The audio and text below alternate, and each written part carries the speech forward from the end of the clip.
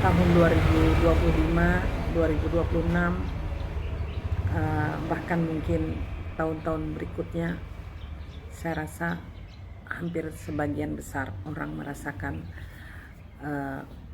mencari uang itu sangat sulit ya.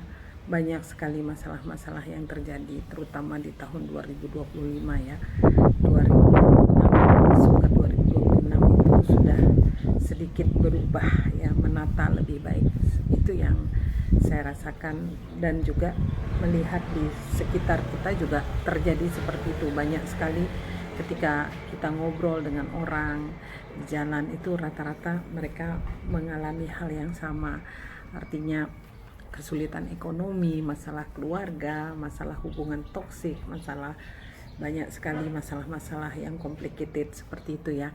Tahun 2025 sampai 2026 itu sangat berasa di tahun 2025 ya, seperti itu. Nah, dan banyak juga sekarang ini saya melihat perempuan-perempuan itu sudah sepertinya itu keluar dari zona nyamannya, sehingga sejak COVID sih sebetulnya saya melihat ya banyak sekali perempuan-perempuan yang seperti menjadi pahlawan di dalam keluarga ketika suami di PHK, ketika usaha hancur seperti itu. Banyak sekali perempuan-perempuan yang akhirnya bangkit dan melawan, mendobrak semua yang mungkin selama ini tidak pernah dia lakukan.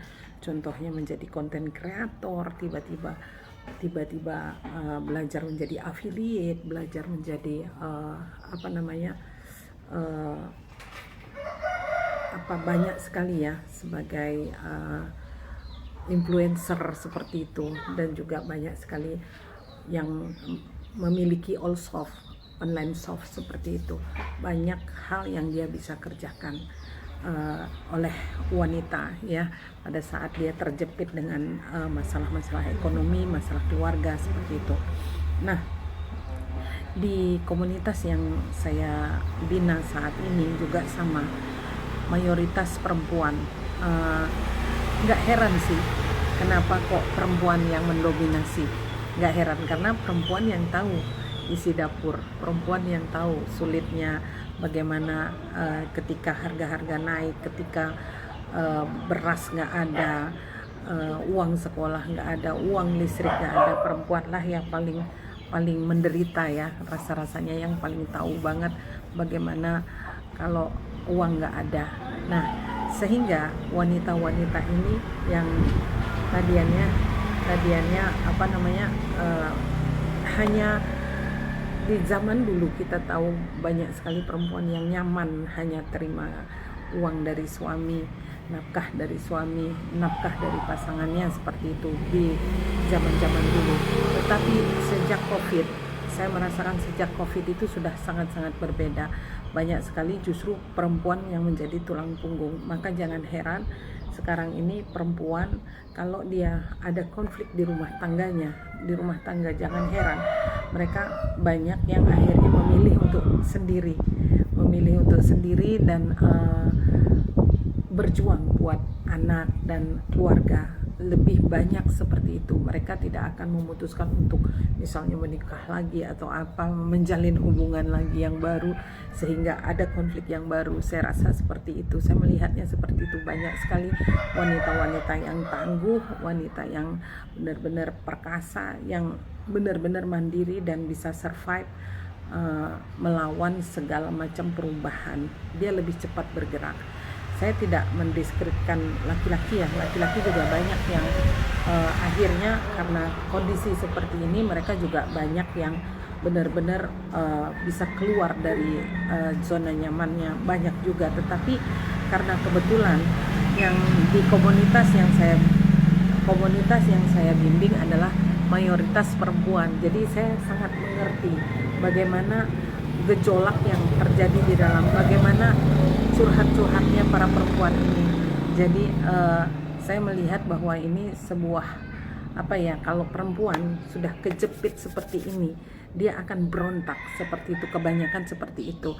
Nah, jadi beruntung sekali di komunitas Asia One ini yang saat ini saya bina, kita benar-benar belajar bahu-membahu setiap hari, bekerja sama untuk bagaimana caranya kita melangkah selangkah demi selangkah hidup lebih baik, baik itu secara kesehatan, finansial, dan juga pengembangan diri.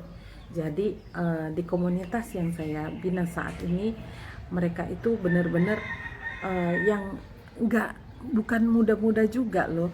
Ada yang umur 62, 68, 55, bahkan hampir 70 tahun. Itu mereka benar-benar semangat untuk belajar hal-hal yang baru. Dan kemudian saya melihat mereka tuh seperti mau mendobrak sesuatu. Kekuatan mereka itu untuk belajar, untuk ingin tahu banyak hal, itu membuat saya tuh berpikir sebenarnya ada apa. Ternyata kalau ditelusuri, diulik lagi, ternyata mereka tuh banyak yang sudah muak dengan keadaan di rumah, uang nggak cukup, terus kemudian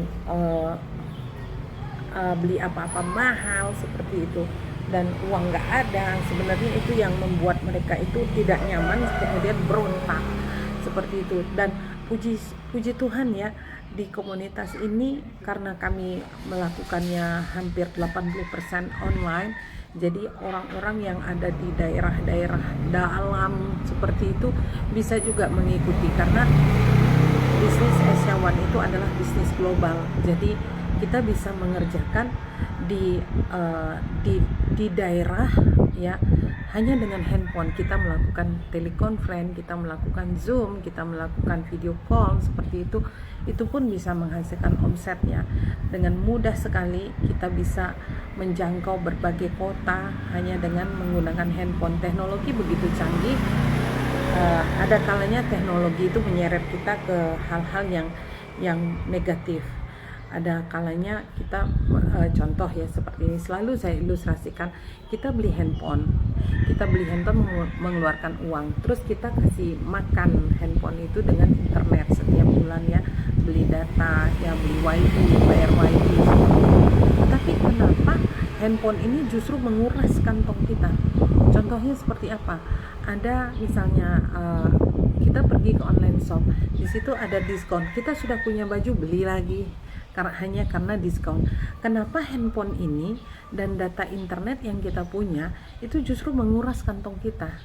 Nah, uang dapur yang tadinya kita mau pakai untuk hal-hal yang penting untuk keluarga, akhirnya kegeser-geser hanya karena korban iklan. Nah, kenapa nggak kita manfaatkan ini handphone dan internet yang selalu setiap bulan kita beli untuk menghasilkan uang? Gantian dong, jangan kita terus yang menjadi konsumen gitu ya, menjadi korban kalau boleh dibilang seperti itu. Kenapa enggak kita yang buat itu gitu loh. Saya mengajarkan itu di komunitas saya, bahwa ibu-ibu ayo, daripada waktunya untuk scroll terus bikin konten yang artinya itu oke lah dapat dolar mungkin, tapi jaraknya itu lama, prosesnya itu sangat panjang. Tapi kalau kita ada muatan bisnisnya, bikin konten, tapi ada muatan bisnis di dalamnya, ada value yang kita tambahkan, saya sangat yakin itu akan double income-nya, yaitu dari Meta dan juga dari bisnis yang kita bikin konten seperti itu. Jadi itulah yang saya lakukan di dalam komunitas yang saya sedang bangun ini, sehingga banyak sekali ibu-ibu yang sudah umur sepuh ya seperti itu, senior, bisa akhirnya menghasilkan dolar loh, bukan rupiah, dolar. Jadi kita di komunitas Asia One ini termasuk devisa negara karena kita mendatangkan dolar ke Indonesia. Dan satu hal lagi, saya sering kali presentasi dengan TKW ya, ada di Malaysia, ada di Hong Kong, ada di mana-mana. Itu saya selalu bilang, kamu kerjakan bisnis ini hanya dengan sisa waktu yang kiranya kamu bisa curi-curi waktu menggunakan handphone. Nah, coba bayangkan, kebayang nggak sih kamu itu kerja di contoh misalnya kamu kerja di Malaysia, dapat ringgit. Tetapi karena kamu mengerjakan Asia One, kamu dapat lagi tambahan dolar Amerika. Artinya itu dengan begitu